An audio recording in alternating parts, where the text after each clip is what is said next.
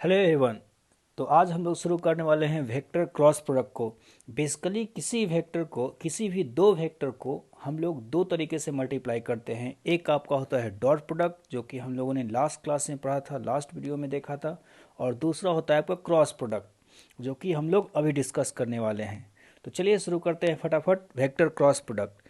तो vector cross product को हम लोग वेक्टर प्रोडक्ट के भी नाम से जानते हैं। हम लोग वेक्टर डॉट प्रोडक्ट को स्केलर प्रोडक्ट के नाम से जानते थे, क्योंकि वहाँ जो आंसर आता था, जो रिजल्टेंट आता था, वो आपका स्केलर क्वांटिटी होता था। ठीक है।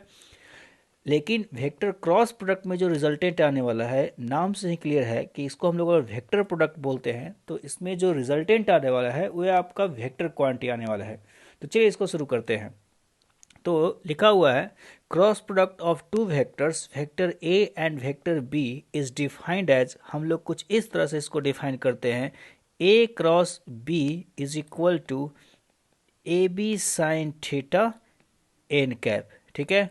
ऑब्वियस सी बात है, जो थीटा होगा ए और बी के बीच का एंगल होगा, और ए और बी जो होगा वो वेक्टर ए और वेक्टर बी का मैग्नीट्यूड होगा।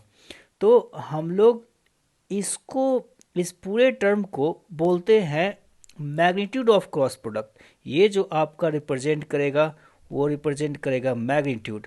और एन कैप जो कि है एक यूनिट वेक्टर है, आपका, वो रिप्रेजेंट करने वाला है डायरेक्शन। तो इसको हम लोग वेक्टर क्रॉस प्रोडक्ट को वेक्टर प्रोडक्ट के नाम से क्यों जानते हैं, इसका आपको आंसर मिल गया होगा आपका। क्योंकि जो आंसर है यहाँ पर A B sine theta N cap, ये एक वेक्टर क्वांटिटी है। तो चलिए हम लोग अब मैग्नीट्यूड और डायरेक्शन की बारी बारी से बात करते हैं। तो सबसे पहले हम लोग बात करते हैं magnitude, A B sine theta. मतलब हम लोग ये बोल सकते हैं कि अगर हम लोग को ए क्रॉस बी का मैग्नीट्यूड पूछा जाए, वेक्टर ए क्रॉस बी का, तो उसको हम लोग बोल सकते हैं ए का मैग्नीट्यूड इंटू बी का मैग्नीट्यूड इंटू साइन थीटा। ठीक है। और उसका डायरेक्शन पूछा जाए तो डायरेक्शन के लिए हम लोग जाएंगे एन कैप के पास। तो पहले हम लोग बात करते हैं मैग्नीट्यूड की। तो अगर हम लोग याद करें वेक्टर डॉट प्रोडक्ट को, तो वेक्टर डॉट प्रोडक्ट में जो आपका मैग्नीट्यूड आता था A dot B, vector A dot B जो होता था वो आपका होता था ए बी कॉस थीटा। और इसको हम लोगों ने डिटेल से जाना था। डिटेल का मतलब ये हुआ कि आपने इसको बोला था equal to A into B parallel, और इक्वल टू लिखा था ए पैरेलल इंटू बी। तो चलिए कुछ इसी तरह से हम लोग यहाँ भी डिस्कस करते हैं कि वेक्टर क्रॉस प्रोडक्ट का मैग्नीट्यूड कैसे रिप्रेजेंट हो सकता है। तो चलिए हम लोग लेते हैं एक वेक्टर आपका ए, ये हो गया, और ये होगा आपका वेक्टर बी। दोनों के बीच का एंगल आपका थीटा है सपोज। ठीक है। तो आप अगर देखेंगे जो मैग्नीट्यूड है वो कुछ इस तरह से है, ए बी साइन थीटा। इस मैग्नीट्यूड को हम लोग कुछ ऐसे लिख सकते हैं, हम लोग A sine theta into B vector. अब सोचिए ए साइन थीटा क्या रिप्रेजेंट करेगा। तो बिल्कुल छोटी सी बात है, अगर आप देखोगे तो ये अगर एंगल थीटा है, तो ए का कंपोनेंट बी के लॉन्ग, जो कि ये लेंथ आएगा, वो आपका हो जाता था ए कॉस थीटा, जिसका यूज हम लोग डॉट प्रोडक्ट में यूज करते थे, जिसको हम लोग ए पैरेलल के नाम से भी जानते हैं। और जो वेक्टर ए का कंपोनेंट परपेंडिकुलर डायरेक्शन में आएगा, उसको हम लोग लिख सकते हैं A perpendicular, and this will be equal to A sine theta. ठीक है। तो ये हो जाएगा आपका ए साइन थीटा के बराबर। तो अब हम लोग बोल सकते हैं किसी भी दो वेक्टर का अगर आपको क्रॉस प्रोडक्ट निकालना हो, और उसका मैग्नीट्यूड अगर सपोज कीजिए निकालना हो, तो आप क्या कर सकते हैं, आइदर उसको आप ए बी साइन थीटा ले सकते हैं, या आप ए साइन थीटा इंटू बी, जिसको हम लिख सकते हैं ए परपेंडिकुलर इंटू बी। और सिमिलरली आप अगर इसको आगे सॉल्व कीजिएगा तो आपको यही मिल सकता है, ये आप लिख सकते हैं ए इंटू बी परपेंडिकुलर। मतलब फाइनल कंक्लूजन ये हुआ कि आपको अगर चाहिए मैग्नीट्यूड, तो मैग्नीट्यूड जो है आपका ए क्रॉस बी का, उसको आप यहाँ पर रिप्रेजेंट कर सकते हो ए बी साइन थीटा, वो तो बिल्कुल ही सिंपल हो गया, इज इक्वल टू आप लिख सकते हो A perpendicular into B, is equal to लिख सकते हो आपका ए इंटू बी परपेंडिकुलर। तो एक बार और कंक्लूजन सुन लिया जाए। जो डॉट प्रोडक्ट होता था उसमें हम लोग बोलते थे कि पैरेलल कंपोनेंट्स मल्टीप्लाई होते थे। पैरेलल कंपोनेंट कहने का मतलब एक वेक्टर इंटू दूसरे वेक्टर का पैरेलल कंपोनेंट। यहाँ पर जो क्रॉस प्रोडक्ट है, उसमें आपका होगा perpendicular component multiply. Perpendicular component कहने का मतलब एक वेक्टर का परपेंडिकुलर कंपोनेंट इंटू दूसरा वेक्टर, या बोलिए ए का परपेंडिकुलर कंपोनेंट इंटू बी, या बोलिए ए इंटू बी का परपेंडिकुलर कंपोनेंट, दोनों बात बराबर है। ठीक है, तो चलिए ये आपका हो गया मैग्नीट्यूड के बारे में। ठीक है, अब हम लोग आते हैं एन कैप के बारे में। तो हम लोग बोलते हैं कि direction of n cap is determined using right hand thumb rule।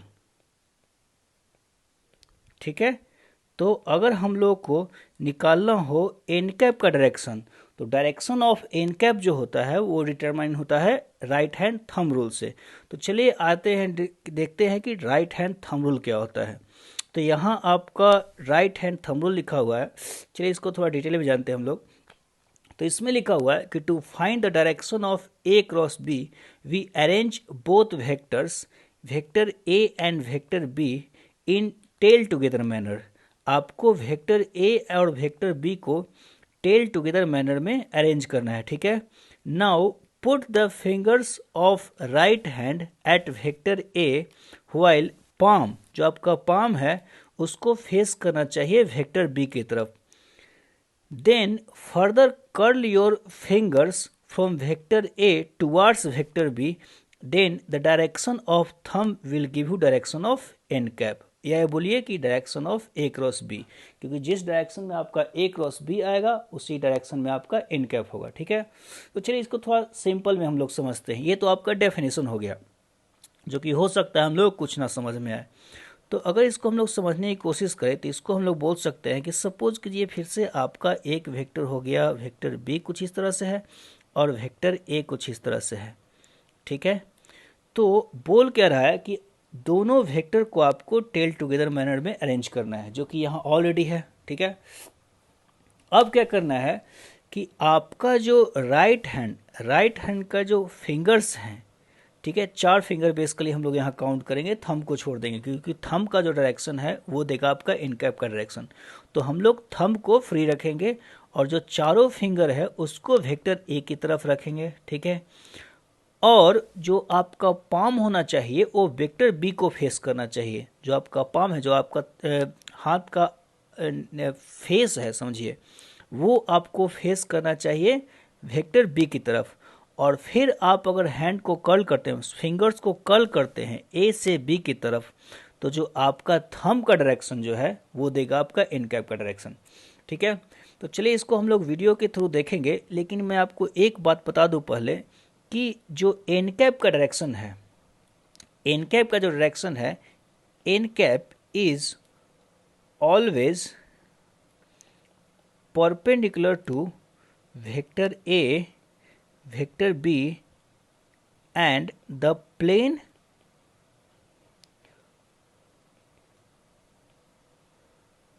containing vector A and vector B। ठीक है, मतलब ये हुआ कि जो एन कैप या बोलिए ए क्रॉस बी का जो डायरेक्शन आएगा वो आपका परपेंडिकुलर होगा ए के वेक्टर ए के, वेक्टर बी के, और साथ ही साथ जो प्लेन है, प्लेन कहने का मतलब हुआ कि जो आपका मोबाइल है, ठीक है, जो आपका मोबाइल है उस मोबाइल के प्लेन के भी परपेंडिकुलर होगा।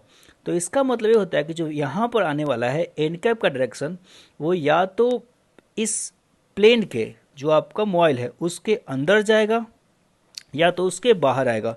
तो इसलिए उसको दिखाने के लिए हम लोग एक बात ध्यान रखते हैं कि अगर कोई भी वेक्टर अंदर की तरफ दिखता हो, हम लोग 2 वेक्टर को तो दिखा सकते हैं, जो वेक्टर इस प्लेन में हो उसको तो हम लोग दिखा सकते हैं, लेकिन सपोज कीजिए कोई वेक्टर अंदर की तरफ जाए, ठीक है, तो अंदर की तरफ जाए तो उसको हम लोग क्रॉस से रिप्रेजेंट करते हैं। क्रॉस जो रिप्रेजेंट करता है वो आपका इनसाइड डायरेक्शन रिप्रेजेंट करता है। तो आप अगर वेक्टर इनसाइड हो तो उसको क्रॉस से रिप्रेजेंट करते हैं, और अगर वेक्टर आउटसाइड हो तो आप उसको डॉट से रिप्रेजेंट करते हैं। उसको आप कैसे रिप्रेजेंट करेंगे? डॉट से। तो एक बात हम लोग साइन कन्वेंशन का ध्यान रखेंगे।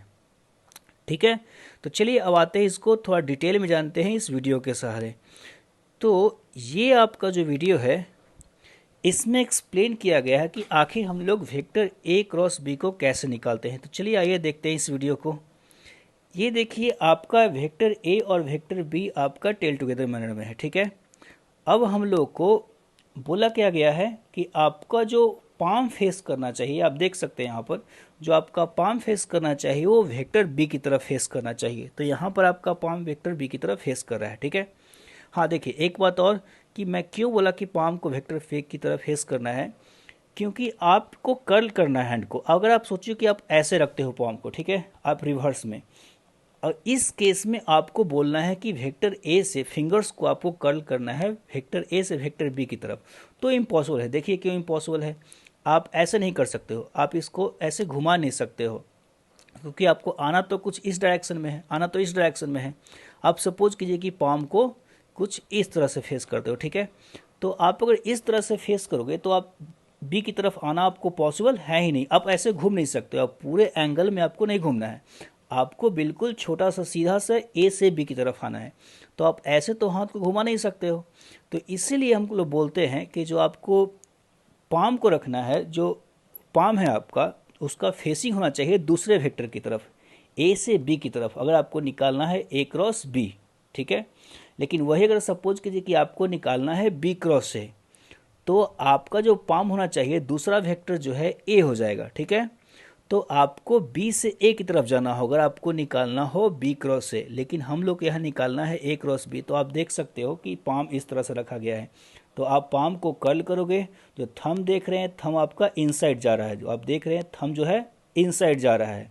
तो आपका ए क्रॉस बी का जो डायरेक्शन है, जिसको हम लोग सी का डायरेक्शन बोल सकते हैं, वेक्टर सी का डायरेक्शन, जो कि A B sine theta N cap के बराबर है। तो जो सी का डायरेक्शन है वो इनटू द पेज होगा, ठीक है, जिसको हम लोग रिप्रेजेंट कर सकते हैं क्रॉस प्रोडक्ट से, या बोलिए कि क्रॉस से, सॉरी, आप इसको रिप्रेजेंट कर सकते हो क्रॉस से। तो कुछ इस तरह हम लोग निकालते हैं ए क्रॉस बी का डायरेक्शन, ठीक है, ठीक है। अगर आपको एक बार और चाहिए तो हम लोग कुछ ऐसे देख सकते हैं इसको। आपको याद रखना है कि आप अपने हाथ को ऐसे नहीं रखोगे, आपको अपना हाथ हमेशा वेक्टर फर्स्ट वेक्टर की तरफ रखना है, जो आपको फिंगर्स हैं उसको फर्स्ट वेक्टर की तरफ रखना है, और जो पाम होना चाहिए वो दूसरे वेक्टर की तरफ फेस होना चाहिए, ठीक है। क्योंकि आप इसको ऐसे कर्ल कर नहीं सकते हो बैकवर्ड डायरेक्शन में, ऐसे और ऐसे आना नहीं है, तो आपको छोटे एंगल से होते हुए आना है, ए से बी की तरफ डायरेक्ट आना है। तो कुछ इस तरह से पाम रखोगे, ठीक है। तो हम लोग का जो डायरेक्शन आ जाएगा एन कैप का, जो थंब का डायरेक्शन होगा वो इनसाइड है। तो इसीलिए हम लोग बोलते हैं कि जो वेक्टर ए क्रॉस बी है वो हमेशा ए और बी के परपेंडिकुलर होगा, और साथ ही साथ जो यहाँ पर मैंने लिख रखा है कि जो एन कैप होगा वो आपका is always perpendicular to vector A and B and the plane containing A and B, जो कि आप यहाँ पर देख चुके हैं, ठीक है। तो अब हम लोग नोट में इस बात को ध्यान रखेंगे। अब फाइनल या क्या ये आपका आ गया कि A cross B is perpendicular to both A and B as well plane containing vector A and B, ठीक है। मैंने इसको अभी एक्सप्लेन किया। चलिए अगर हम लोग सेकेंड पॉइंट की बात करें कि ए क्रॉस बी और बी क्रॉस ए में क्या रिलेशन होगा, तो जो ए क्रॉस बी होगा, सोचिए कि आपका वेक्टर ए यहाँ है और वेक्टर बी कुछ इस तरह से है, वेक्टर ए आपका यहाँ आ गया, वेक्टर बी इस तरह से है, ठीक है। तो ए क्रॉस बी जो होगा वो आपको अपने फिंगर्स को ए से बी की तरफ ऐसे लाना है। तो ए क्रॉस बी जो है आपका इनसाइड होगा। अगर आप देखोगे ए क्रॉस बी जो आएगा उसका जो डायरेक्शन आएगा वो आपका इनसाइड होगा, ठीक है। लेकिन वही अगर आपको बी क्रॉस ए निकालना हो तो आप बी क्रॉस ए में बी से ए की तरफ उल्टा जाओगे, ठीक है। तो इस केस में आपका जो पाम है उसको फेस करना है ए वेक्टर को। तो अगर आप बी क्रॉस से, आप इमेजिन करो कि आप बी से ए की तरफ जा रहे हो, तो उस केस में आपका जो थंब का डायरेक्शन होगा वो आउटवर्ड आएगा। तो बी क्रॉस ए जो होगा उसका डायरेक्शन जो है वो आउटवर्ड आएगा, ठीक है। दोनों के मैग्नीट्यूड सेम होंगे जो कि ए बी साइन थीटा होगा, ठीक है। तो ए क्रॉस बी और बी क्रॉस ए में जो रिलेशन होता है वो माइनस का होता है, दोनों का डायरेक्शन जस्ट रिवर्स होंगे, ठीक है। तो ये आपका सेकेंड पॉइंट नोट का। थर्ड पॉइंट बात करते हैं, छोटी सी बात है कि अगर ए और बी पैरेलल हो तो ए क्रॉस बी जीरो होगा, क्योंकि आप लिख सकते हो कि A cross B is equal to A B sine theta which is sine 0 degree, तो this will become 0 N cap. तो ये आपका नल वेक्टर हो जाएगा, ए क्रॉस बी जो क्या हो जाएगा आपका नल वेक्टर हो जाएगा। तो इसको हम लोग बोल सकते हैं 0 नल वेक्टर, ठीक है। अगर दोनों के बीच का एंगल 0 डिग्री हो या 180 डिग्री हो, 0 डिग्री हो या 180 डिग्री हो, इसमें आपका 0 आने वाला है, ठीक है। उसको हम लोग 180 डिग्री को एंटी पैरेलल के नाम से भी जानते हैं। ओके, तो चलिए अब हम लोग आते हैं कुछ क्वेश्चंस पे, जिसमें हम लोग को निकालना है आपका ए क्रॉस बी का डायरेक्शन, ठीक है। अगर आप डायरेक्शन निकाल लेते हो तो आपका रोटेशन, मैग्नेटिज्म, ये सारे चैप्टर बहुत अच्छे हो जाएंगे। तो चलिए अब हम निकालते हैं ए क्रॉस बी का डायरेक्शन। तो आपका है find the direction of A cross B if the direction of A and B are as follows, ठीक है। ए और बी का डायरेक्शन दिया हुआ है। तो आपका फर्स्ट केस में ए नॉर्थ दिया हुआ है, बी ईस्ट दिया हुआ है। चलिए इसको हम लोग फटाफट ड्रॉ करते हैं। ये आपका वेक्टर ए हो गया नॉर्थ की तरफ, सो एन ई डब्ल्यू एस, ठीक है। तो वेक्टर ए आपका नॉर्थ की तरफ हो गया। चलिए थोड़ा हम लोग चेंज करते हैं पेन का कलर, ठीक है। तो वेक्टर ए आपका नॉर्थ की तरफ हो गया है, दिस इज वेक्टर ए। और वेक्टर बी आपका ईस्ट की तरफ हो गया है, तो ये हो गया वेक्टर बी, वेक्टर बी हो गया, ठीक है। तो अब आप इमेजिन करो कि आप अपने हाथ को कर्ल करते हो वेक्टर ए से बी की तरफ, ठीक है। आपको जाना है, फिंगर्स को रखना है ए के पास, और जो पाम होना चाहिए, पाम आपका जो फेस कर रहा है, वो पाम आपका फेस कर रहा है, जो हाथ का फेस है वो आपका फेस कर रहा है बी की तरफ। तो आप हैंड को जब कर्ल करोगे, फिंगर्स को जब कर्ल करोगे, हैंड को नहीं फिंगर्स को, अगर आप फिंगर्स को कर्ल करोगे तो आपका जो थंब आएगा वो इनसाइड आएगा, ठीक है। जो थंब आने वाला है आप घुमाओगे क्लॉकवाइज में, अपने फिंगर्स को क्लॉकवाइज में घुमाओगे ए से बी की तरफ, तो इनसाइड आएगा। मतलब जो एंड कैप का डायरेक्शन है वो होगा इनसाइड, ठीक है। वो एंड कैप का डायरेक्शन आने वाला है इनसाइड, ठीक है। चलिए इसमें हम लोग देखते हैं, आपका वेक्टर ए जो है वो है वेस्ट की तरफ, सो आपका एन ई डब्ल्यू एस, ठीक है। चलिए अब हम लोग ड्रॉ करते हैं वेक्टर्स को। तो वेक्टर ए जो है आपका वेस्ट की तरफ है, this is suppose vector A, ठीक है। वेक्टर बी जो है वो है नॉर्थ की तरफ, तो वेक्टर बी कुछ इस तरह से हो गया, ठीक है। ये हो गया वेक्टर बी। अब आप इमेजिन करो कि आपका जो हाथ को कर्ल करना है, जो फिंगर्स को कर्ल कर रहे हैं, सॉरी, जो फिंगर्स को कर्ल करने हैं, रखना है ए की तरफ, ठीक है, और कर्ल करना है बी की तरफ। तो फिर से आप कुछ ए से बी की तरफ आओगे क्लॉकवाइज, ए से बी की तरफ। आपको याद रखना है कि दाहिने हाथ को, राइट हैंड को कर्ल करना है, फिंगर्स, राइट हैंड के फिंगर्स को कर्ल करना है। इस बात का ध्यान रखें, यहाँ गलती होती है, बहुत लोग लेफ्ट हैंड यूज करते हैं। तो राइट हैंड के फिंगर्स को कर्ल करना है, और जो पाम होना चाहिए उसको बी की तरफ, मतलब अभी नॉर्थ की तरफ फेस करना चाहिए। जब आप कर्ल करो तो क्लॉकवाइज आपके जो फिंगर्स हैं वो क्लॉकवाइज घूमेंगे, और क्लॉकवाइज घूमेंगे तो वो इनसाइड होगा, ठीक है। याद रखिए एक बात और होता है, क्लॉकवाइज जब भी आए, जब भी आप रोटेट करवाते हो क्लॉकवाइज प्लेन में, तो वो इनसाइड आता है। क्लॉकवाइज मतलब आपका इनसाइड आने वाला है। चलिए अब हम लोग क्वेश्चन नंबर 3 को देखते हैं। तो क्वेश्चन नंबर 3 में है आपका एन ई डब्ल्यू एस, ठीक है। तो वेक्टर ए जो है आपका ईस्ट की तरफ है। चलिए वेक्टर ए कहाँ है, चलिए हम लोग दिखाते हैं वेक्टर ए को ईस्ट की तरफ। ये हो गया वेक्टर ए, ठीक है। वेक्टर बी जो है आपका नॉर्थ ईस्ट की तरफ, नॉर्थ और ईस्ट के बीच में, ठीक है। ये एंगल को चेंज होने से कुछ नहीं हो, बस आपका मैग्नीट्यूड चेंज होगा, डायरेक्शन आपका वही रहने वाला है, ठीक है। तो हम लोग को अभी डायरेक्शन का चिंता करना है, मैग्नीट्यूड का हम लोग आगे देखेंगे। तो ये कुछ थीटा होगा, हम लोग को उससे मतलब नहीं है। अब आपको वेक्टर को जो फिंगर्स को कर्ल करने हैं वो ए से बी की तरफ। तो आप इमेजिन करो कि आप अपने फिंगर्स को यहाँ ए के पास रखे हुए हैं, ठीक है। और जो आपका पाम है कुछ ऊपर की तरफ, आपके कॉपी के ऊपर की तरफ फेस कर रहा है। ऊपर कहने का मतलब नॉर्थ हो गया। जो आपका फिंगर है वो वेक्टर ए की तरफ है, ठीक है, कुछ इस तरह से रखेगा, ठीक है।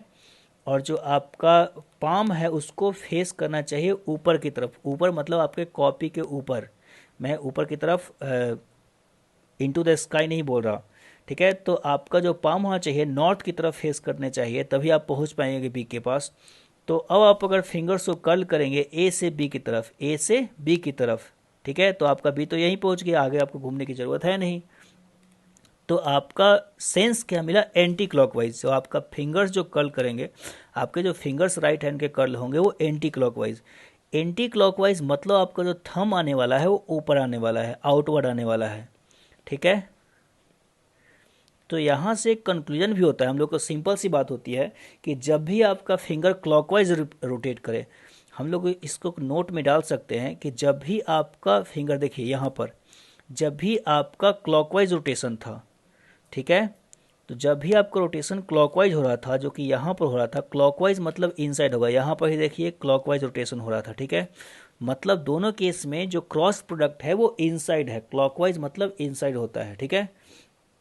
और जब भी आपका जो रोटेशन है वो एंटी क्लॉकवाइज, जो कि यहाँ पर है, जब भी आपका रोटेशन एंटी क्लॉकवाइज हो यहाँ से यहाँ की तरफ, तो आपको आउटसाइड होता है, आउटवर्ड होता है, आउट ऑफ द प्लेन, ठीक है।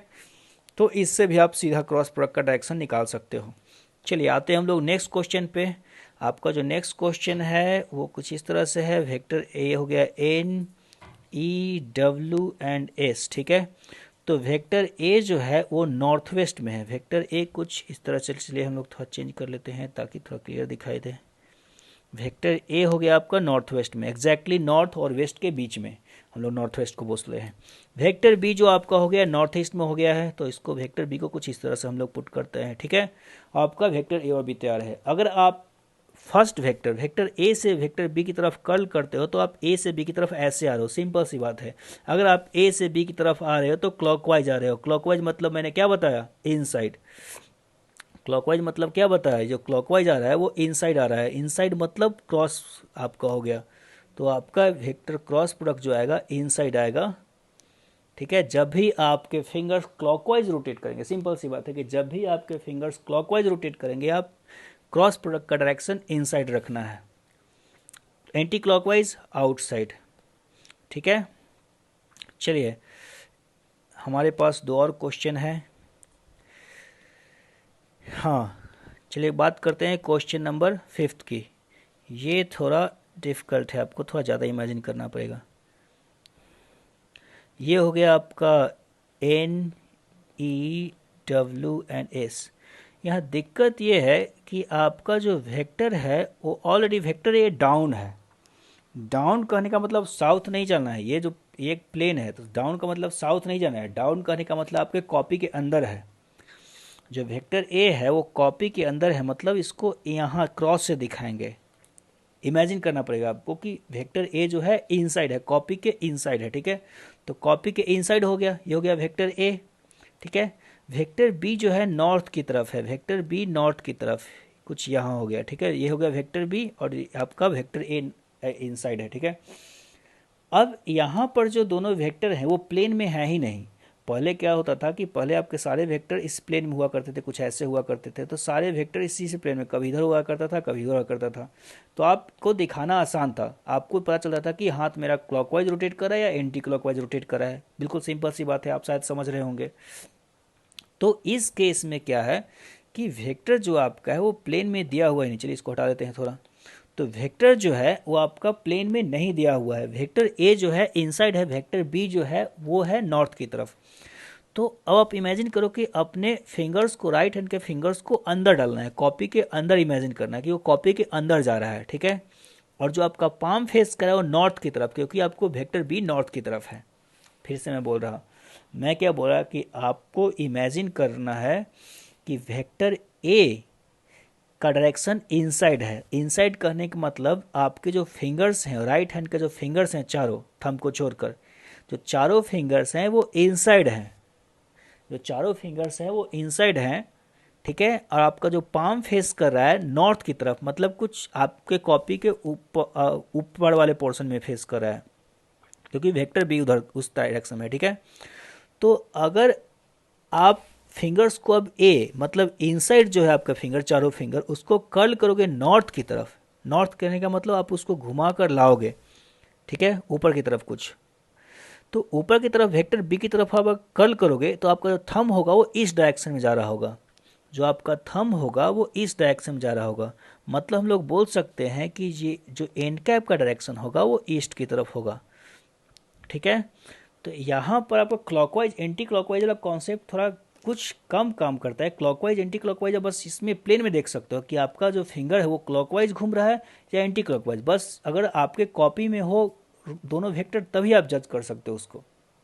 इसमें ही कर सकते हैं लेकिन तो आपको ज़्यादा सोचना होगा। ये टेक्निक तो काम हमेशा करता है लेकिन आपको थोड़ा ज़्यादा सोचना होगा। ठीक है, तो यहाँ पर थोड़ा अलग है। ओके, तो मैं क्या बोल रहा, चलिए हम लोग फाइनली आ जाते हैं इस डायरेक्शन की बात करते हैं।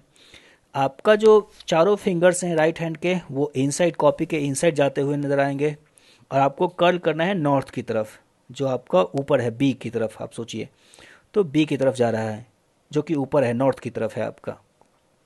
तो आपको जो थंब आने वाला है वो ईस्ट की तरफ आने वाला है, तो आपका एन कैप का डायरेक्शन ये हो जाएगा।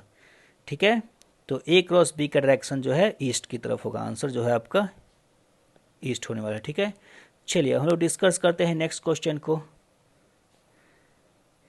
नेक्स्ट क्वेश्चन है आपका, ये आपका नॉर्थ हो गया, आपका ईस्ट हो गया, डब्ल्यू एंड एस। ठीक है, चलिए हम लोग वेक्टर्स को दिखाते हैं। वेक्टर जो आपका वेक्टर ए है वो डाउनवर्ड है, फिर से डाउनवर्ड है। ठीक है, तो वेक्टर ए जो है आपका डाउनवर्ड है। वेक्टर बी आपका ईस्ट की तरफ है। चलिए अब थोड़ा चेंज हो गया, इसमें हाथ घुमाना और मुश्किल है। वेक्टर बी ये हो गया है, वेक्टर ए इनसाइड हो गया, वेक्टर बी इस तरफ से हो गया। तो आपको फिर से फिंगर्स, चारों फिंगर्स को इनसाइड ही भेजने हैं। ठीक है, इनसाइड भेजने हैं और आपका पाम जो है वो किसी तरीके से फेस करना है बी की तरफ, ईस्ट की तरफ, इस डायरेक्शन में ईस्ट की तरफ। जो आपका चारों फिंगर्स को भेजना है वो अंदर की तरफ भेजना है। ठीक है, लेकिन इस केस में पाम जो है ऊपर नहीं फेस करेगा। आपका जो पाम जो फेस करने वाला होगा वो सोचिए कि आपके राइट साइड होगा, फेस कर रहा होगा, जो कि आपके राइट साइड में ईस्ट है। तो आपका जो राइट साइड उसमें आपका ईस्ट है, तो आपका जो पाम फेस करना चाहिए वो ईस्ट की तरफ फेस करना चाहिए। तो चलिए फिर से मैं शुरू कर रहा हूँ। आप चारों फिंगर्स को अंदर भेजो। ठीक है, जो आपका पाम होना चाहिए किसी तरीके से आपको ईस्ट की तरफ लाना है। ईस्ट की तरफ लाने के बाद जब आप फिंगर्स को कर्ल करेंगे तो आपका जो थंब आ रहा होगा वो डाउन आ रहा होगा, मतलब आपकी तरफ जा रहा होगा। जो आपका थंब अभी जा रहा होगा वो आपकी तरफ अपना डायरेक्शन किए हुआ होगा। मेरी तरफ कहने का मतलब जो थंब का डायरेक्शन है वो साउथ की तरफ। जब आप कर्ल करोगे अंदर से ईस्ट की तरफ घुमाओगे अपने फिंगर्स को, चारों फिंगर्स को, तो आपका जो थंब का डायरेक्शन है वो साउथ की तरफ होगा, जो कि अभी आपके तरफ फेस किए होगा। साउथ आपकी तरफ है अभी। ठीक है, तो ये आपका एन कैप का डायरेक्शन है। तो इस तरह से हम लोग हमेशा एन कैप का डायरेक्शन निकालना है। आपको करना कुछ नहीं है, चारों फिंगर्स को वेक्टर ए की तरफ रखना है। आपका जो पाम होना चाहिए वो बी की तरफ फेस होना चाहिए। आप अपने हाथ को कर्ल कर दो। ठीक है, तो आपका एन कैप का डायरेक्शन मिल जाएगा। हाँ, एक और बात मैं थोड़ा बोलना चाहूँगा, ये आपको आगे आकर काम आने वाला है।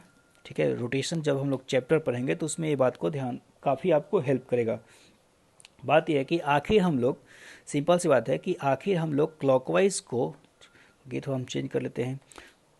क्लॉकवाइज का मतलब अंदर क्यों बोलते हैं, इनसाइड क्यों बोलते हैं, और एंटी क्लॉकवाइज का मतलब आउटसाइड क्यों बोलते हैं। एक सिंपल फिजिकल एग्जांपल से है, ऐसा नहीं कि हम लोग कुछ किताबी बातें पढ़ रहे हैं, ये हम लोग सिंपल समझने वाली बात है कि आप ऐसा क्यों होता है। तो आप इमेजिन करो कि आपके पास एक बोतल है। ठीक है, ठीक है, जिसको आप घुमाकर खोलते या बंद करते हो। तो अगर आपके पास बोतल है तो आप, अगर आपको ढक्कन को बंद करना होता है, ठीक है, अगर आपको ढक्कन को बंद करना होता है तो आप उसको क्लॉकवाइज घुमाते हैं। आप उसको क्लॉकवाइज घुमाते हैं तो क्लॉकवाइज घुमाने से वो ढक्कन अंदर जाने लगता है, वो ढक्कन आपका बंद होने लगेगा, जो आपका कैप है वो अंदर की तरफ जाएगा। तो उसी कारण से क्लॉकवाइज जो होता है हर जगह रोटेशन से आया है। आपका जो क्लॉकवाइज होता है वो इनसाइड की तरफ होता है हमेशा। और एंटी क्लॉकवाइज की बात करो तो सब जस्ट आप रिवर्स में सोचो कि जब आप उसको खोलना होता है, तो खोलना होता है ढक्कन को, तो आप एंटी क्लॉकवाइज में घुमाते हैं, मतलब उसको कुछ इस तरह से घुमाते हैं। इस तरह से घुमाने पे वो बाहर की तरफ आने लगता है, बाहर की तरफ आने लगता है, उसको हम लोग बोलते हैं कि एंटी क्लॉकवाइज, मतलब बाहर हो गया।